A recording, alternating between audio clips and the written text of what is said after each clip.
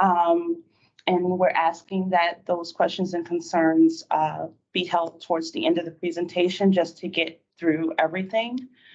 Is everyone comfortable with the 33 minutes? Yes. Okay. Perfect. Someone, oh, Jennifer. Yep, I let her in. I got that. Okay. Okay, can you still hear me? Yep. Yes. Perfect. Okay. Go ahead. So I'm going to proceed to the next portion. Okay. So the agenda for today's call is going to review the onboarding process for the RSCs and FMs, the processes and compliance portion for all RSCs and FMs, and the RSC support. The next slide is going to go over the full onboarding process. So I'm going to remove myself just off the camera so that everyone can still see the video. And Julie's coming in. Just pause just a moment.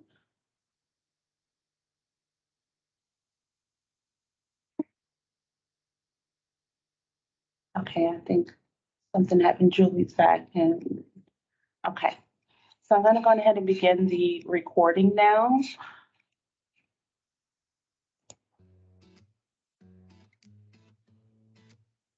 We can't hear it, Tosh. Okay.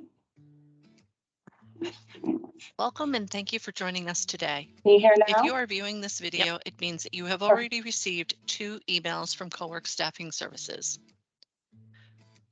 The first email is noreplier@coworkstaffing.com, and this will give you access to ProMatch X. The second email is the sender of Cowork Staffing Services, and that comes from the sender digital-noreply@estaff.com. When you click on the email from digital-noreply@estaff365.com, you will be prompted to this page. You'll see 2 bullet points. The first bullet point is your checklist for all of your onboarding documents, and your username is listed there, and that is your email address.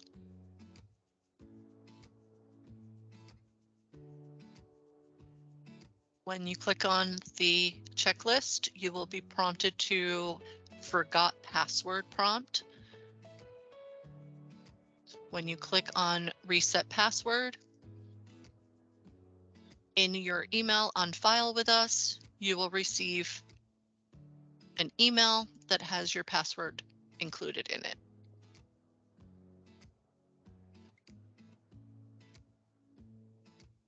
It comes from Cowork Staffing Services, and the subject is reset password.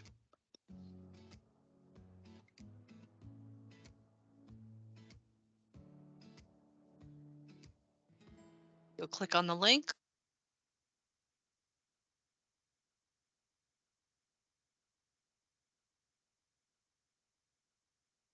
You'll choose a password.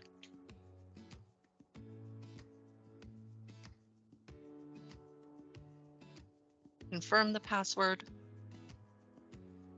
and click confirm. If the new password and the confirmed password do not match, you will get a notice. For Chrome users or Edge users, you'll be able to save this password, and then you can choose your preferred language.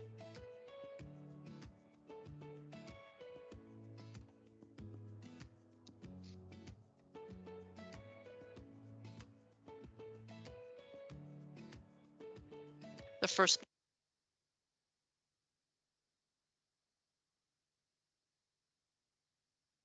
portion of the online application that you're going to complete is going to be the profile section.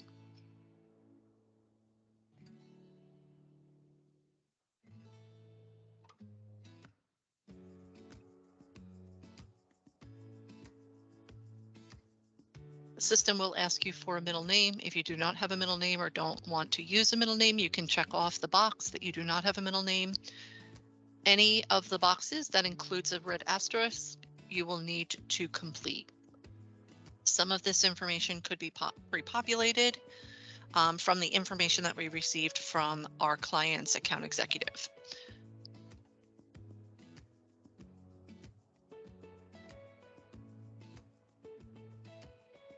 Your home address is your resident address.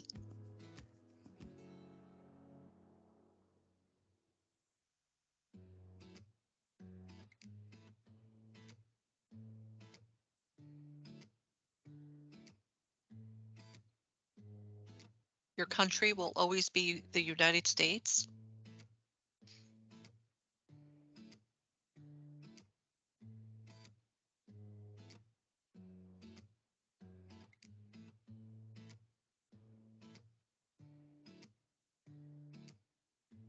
And your mailing address would be if the address is different from your home address. If it's the same, you can go ahead to the next step. In your personal information, we'll ask you for your social security number,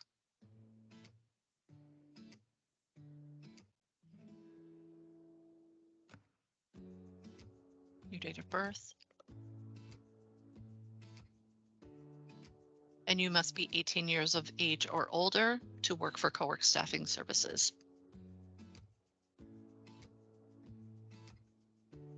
You would check off the applicable work eligibility and click to the next step. Okay. Verify the personal information that you entered.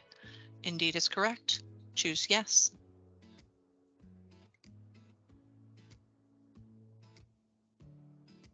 Okay. This is voluntary self-identification. If you do not wish to self-identify, you will check off the I prefer not to self-identify. Same with veteran status.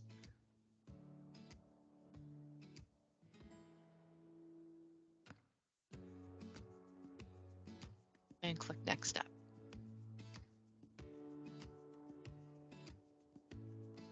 Okay. By checking this box, you are only submitting the application portion of your application, and you are affirming that that information is true and accurate. Click on submit. And once you do so, you will be taken to the policy portion of the online application.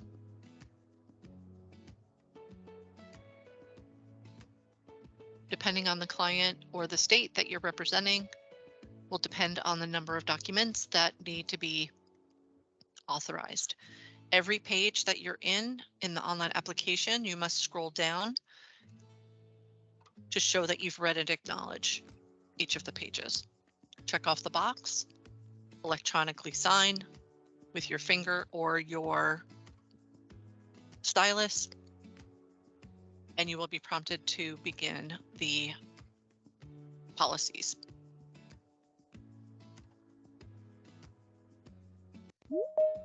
Click on start.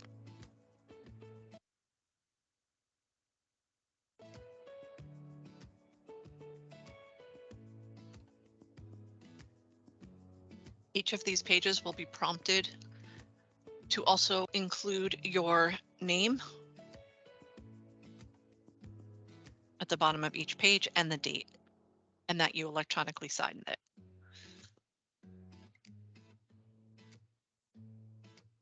You can print or download these documents for future use. And at the bottom of each page, you'll just need to check the box and accept the document. And it'll prompt you to the next document that you need to sign.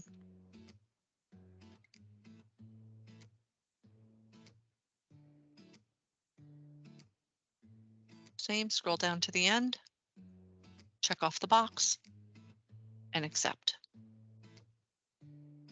Form W-4 is your federal W-4. If you are uncertain what exemptions to choose, you could check with your tax preparer. CoWorks is not able to provide any guidance on how many exemptions that you should claim.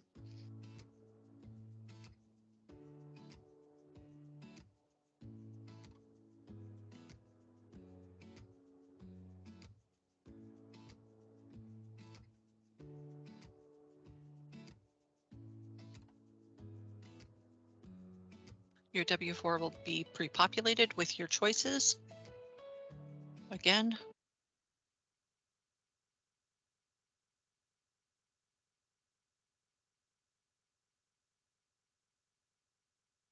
Scroll to the end, check the box, and accept.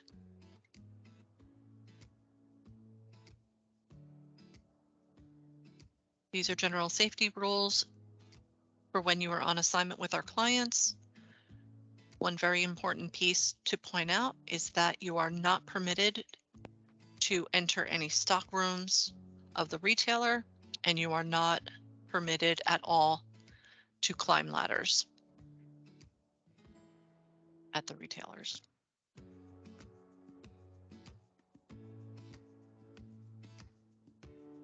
If in the event you are injured on the job, this document will provide you with the steps that are needed to complete a workers' compensation form.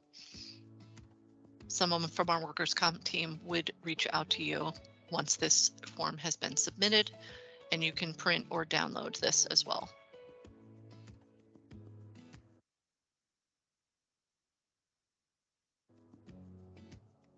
Mandatory contact notice states that at the end of your assignment, you must contact coworkers to let us know that you are available for work. Failure to do so could impact your eligibility to collect unemployment benefits.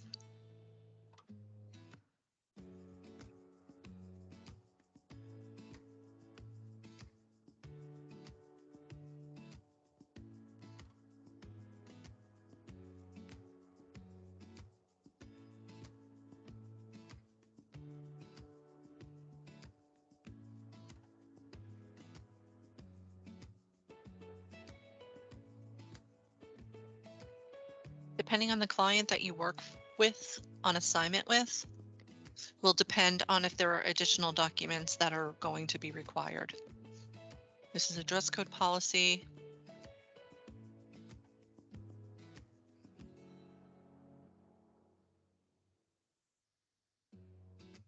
The next is a collateral ownership, which means that any promotional items, blotter cards, testers, any product that's delivered to your home must be returned at the end of your assignment to cowork staffing or to the client.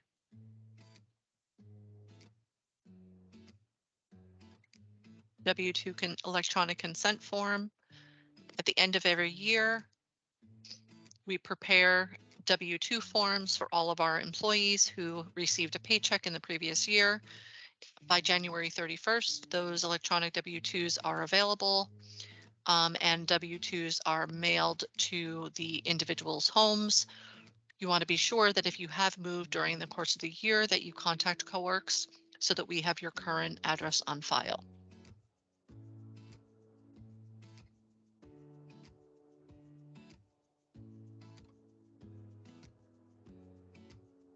If you have a change in email address for your electronic W-2, you will want to be sure to contact us.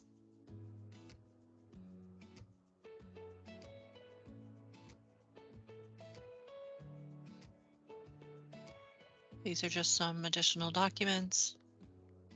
Onboarding documents for confidentiality, drug and alcohol policy, things of that nature. Again, you'll need to scroll to the bottom of the document, check off that you've read and acknowledged, and accept. Again, depending on the state that you reside in, will depend on what policies appear. This one happens to be for New Jersey. Again, you go to the end of the document, check and accept. You have two options for your pay methods. You can choose direct deposit, that is deposited directly into your check, and your pay is available 2 days after coworks processes. Or if you choose, you can choose a payroll check, which is a live payroll check that is mailed from our Morristown, New Jersey location. And depending on the USPS will depend on how long it takes to get to you. So we do strongly recommend a direct deposit or electronic pay method. You will include your routing number and your account number, and you'll also need to confirm your account number. Once they match, you can submit, and the first time you're paid, your pay will go into your checking or savings account.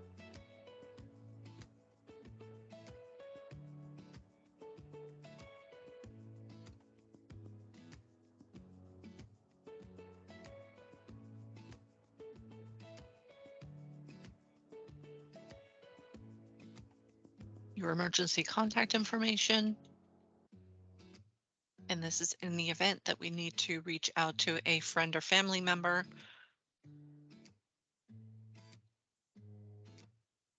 You are eligible for health benefits, dental, eye benefits through co-work staffing services. You have 30 days from your first paycheck to enroll in the plan. If you do not enroll in the plan within the first 30 days, then you need to wait until open enrollment in order to participate in the medical coverage. There are also additional buy-up plans should you choose that you would like.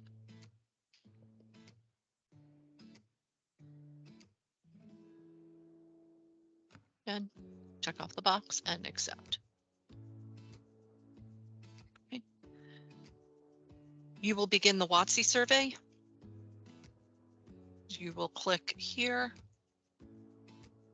and you're just going to answer a few questions. Your street address.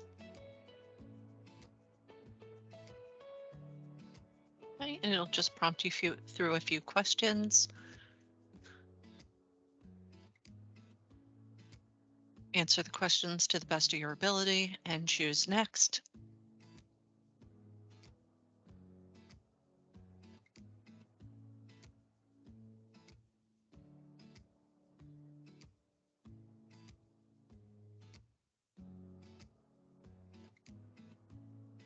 Okay. Once you have finished this piece of the application, you are going to close out of that tab. And then you are going to submit.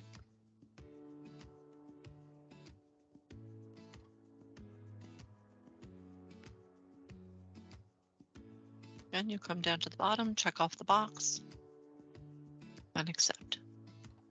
Depending on the state that you live or work in will depend on the state withholding forms that are attached to your profile. And again, with any tax forms, CoWorks is not able to give you any guidance on the exemptions that you're going to claim. This is the end of the online application portion. Please stay tuned for step 2.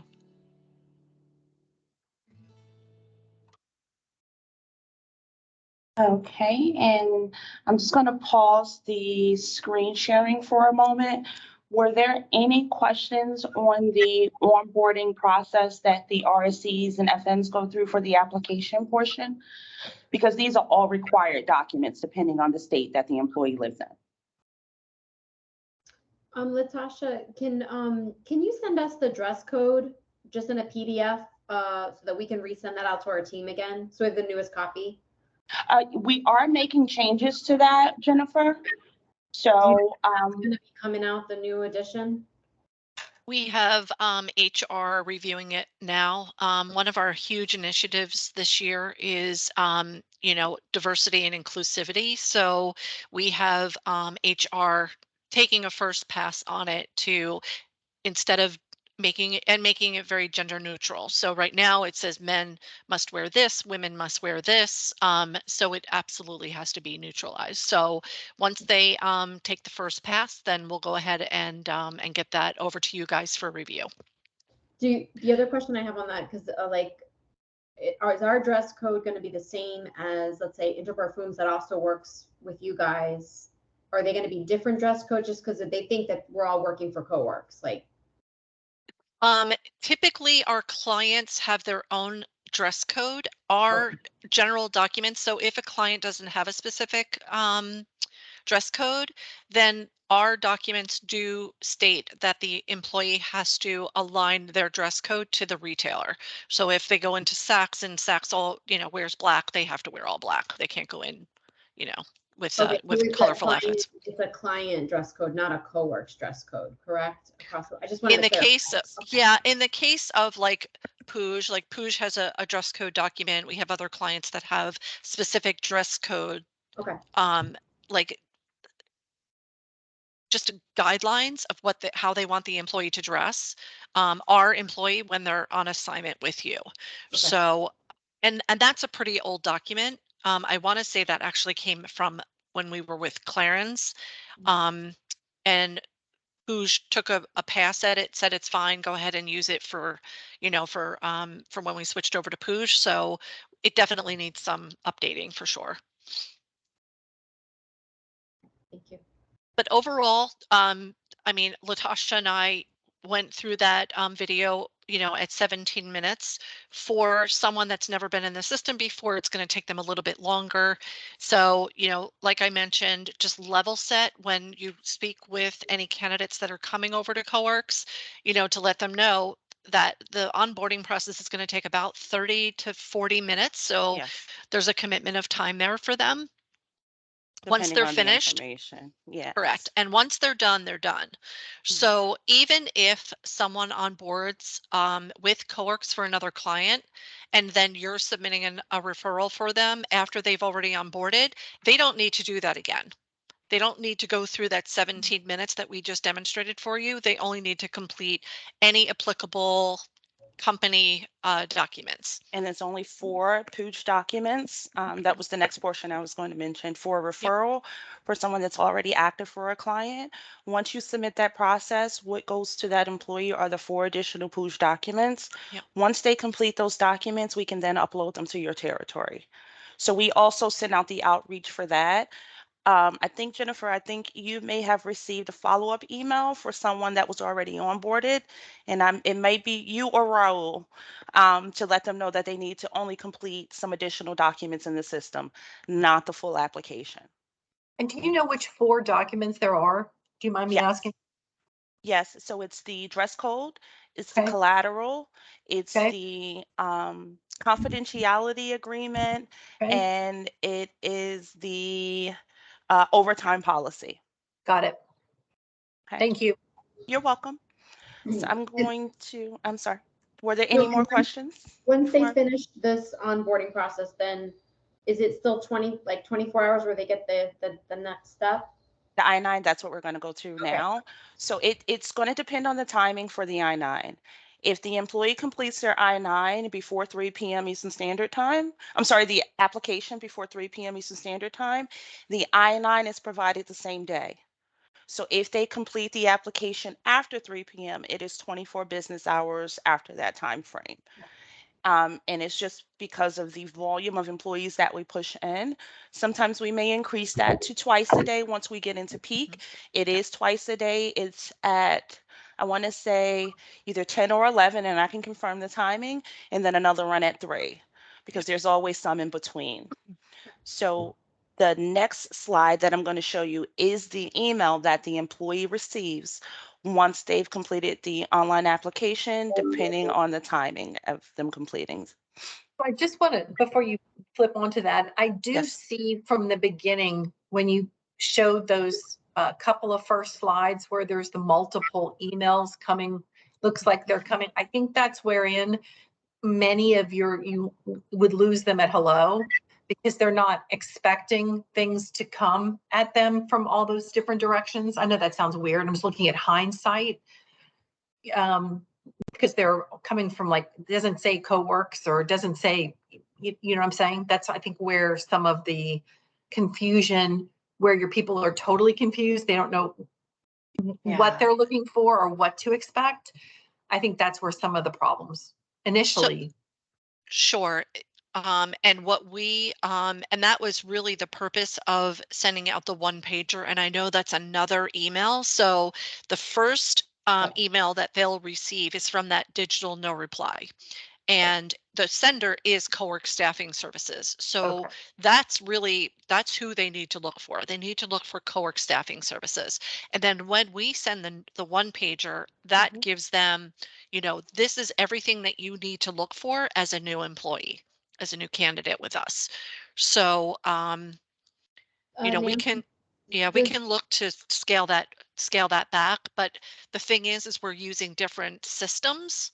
So, they apply through one system, and then the I-9 is another system. And, so I think that's what it is. So they're getting communication.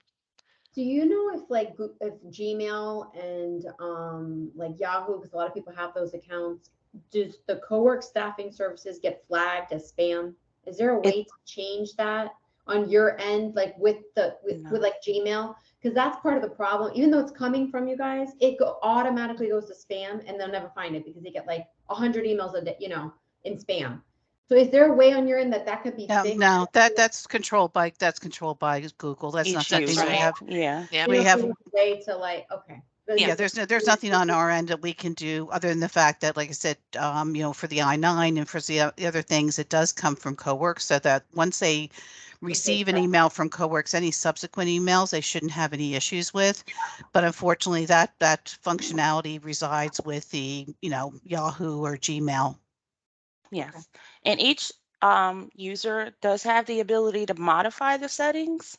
So I don't, and I know each user is a little different. You could let them know to put in a safe sender for Cowork Staffing due to, where the email is coming from. That could be something that could be implemented because it's going to depend. I have some people that call me and say it went into their inbox, and I have some depending on their firewall settings, and I have some that say it goes into their junk or their spam. Yeah. Yes. Mhm. Okay. Okay. So I guess we need to start with that because like Terry said, we lost them at hello because they Mhm. never get the first email. So Yeah. we'll have to let them know it's coming from Cowork Staffing Services. Yep. Okay. And we're happy to put together just like an intro that you could hand them. Like, I don't know how often you're meeting with them face to face, but Mhm. if there's something that you want to hand them or something that you want to email them on behalf of us to say, these are the emails that you need to look for, go into your junk mail. We're happy to do that if you think that would be Yes. helpful. I think if you can make like a PDF that we can Yeah. actually text people, because a lot of the people that we're working with, new hires, we're texting them. Yep. And so if we can just save it to our phones and we'll save it as like a picture or a Okay. PDF, we can pop that over. To like, Perfect. Absolutely. Yep, I'll do extremely that. That I would will be do great. that. Perfect. Emails. Okay. So we're okay with the onboarding portion. I just want to make sure before I move forward. And then we'll get the PDF of the emails. I'll have that sent to you guys. I'll send it to you by tomorrow, end of day. Is that okay? Yeah, perfect. Okay. Perfect. So I'm just going to go back to sharing my screen. And the next portion, you're going to show the emails, and then we'll go into the I-9 piece, which I know is that's a pain point that we hear a lot from you all. So we'll go through what the experience is there. That's correct. Thank you. Okay.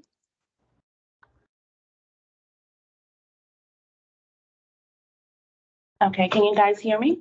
I just want to make sure. Okay, perfect. So let me share the screen.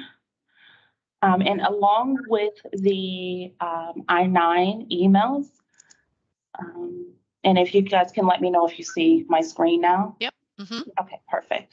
So this is an example of an email that an employee receives once they have the access to the I-9 system.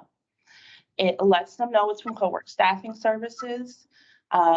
This email address will be provided as well. It comes from Griffin HR at Cowork Staffing Services. This was to help alleviate the issues with the spam as well. Within this document, it gives the employee a link to a PDF of what are the acceptable documents they can use for their I-9. It provides them with the link to the system as well as what their username and password will be. It explains to them that they need to identify someone to act as the authorized verifier to complete Section 2 of the Form I-9, as well as the video as to how to complete section 1. So this is for the new employee that starts with us after they complete the I-9. So I'm going to begin this video here.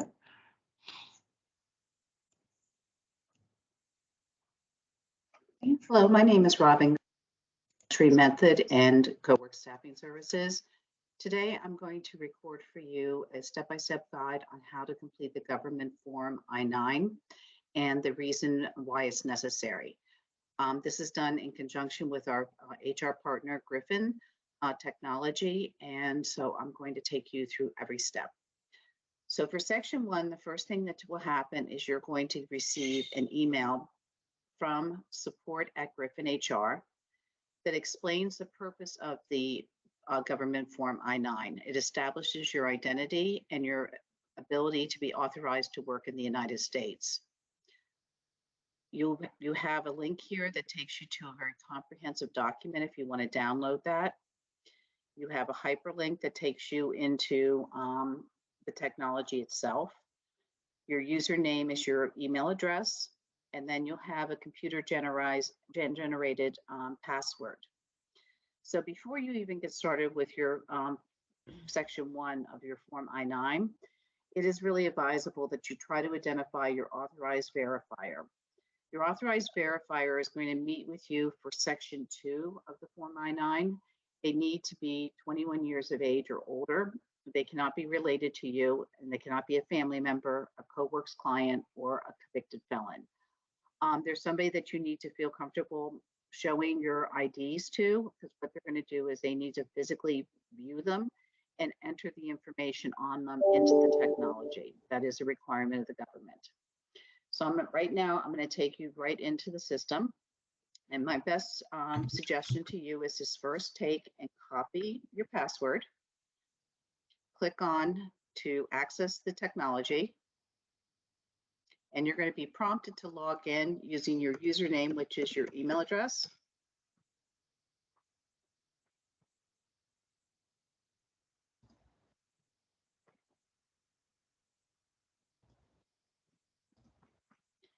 And then I'm going to paste my computer generated password and log in. Now, this is another reason it's nice that you pasted your password, because you'll need it again because it's going to prompt you to change your password to a password that you're comfortable with. The password has to be at least 8 characters long, has to contain 1 uppercase letter, 1 lowercase letter, a number between 0 and 9, and a special character.